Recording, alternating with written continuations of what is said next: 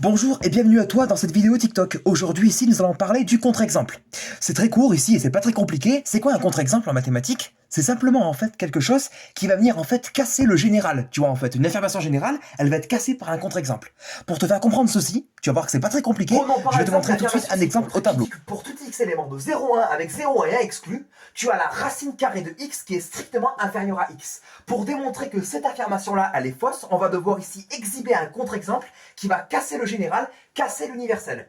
Et ça, en fait, ça fait lien avec ce qu'on appelle la négation d'une proposition mathématique. En gros, quand tu as une phrase mathématique qui s'exprime de la façon ci-contre, pour tout x élément d'un ensemble ici que je vais appeler E, tel que tu as derrière un prédicat qui dépend de x, tu vois, en fait, une phrase P de x juste derrière pour tout x élément d'un ensemble, la négation de ça, en fait, c'est sémantiquement équivalent à dire qu'il existe un x élément de E, tel que tu as la négation de ce qui est posé après, la négation de P de x du prédicat qui dépend de x.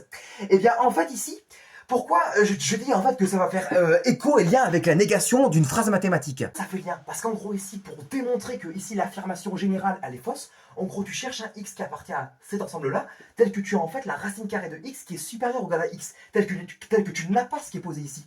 Parce que là on te dit en fait que pour n'importe quel x que tu prends dans cet ensemble, tu as toujours la racine carrée de x qui est inférieure à x. Bah, en gros, si tu me trouves un x qui appartient à ça, tel que tu n'as pas ce qui est posé ici, bah c'est bon, tu as démontré ici que l'affirmation générale, elle est fausse, tu vois.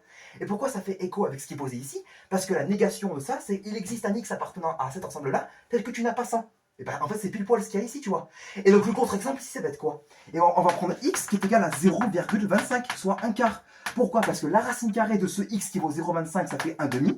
Et ça ici, un demi, est-ce que c'est strictement inférieur à un quart? En gros, est-ce que 0,5 c'est strictement inférieur à 0,25? Bah, pas du tout, tu vois. C'est strictement supérieur. Donc ça marche pas. Donc en fait, avec ce contre-exemple, tu peux clairement affirmer que l'affirmation générale qu'on a posée ici, elle est fausse.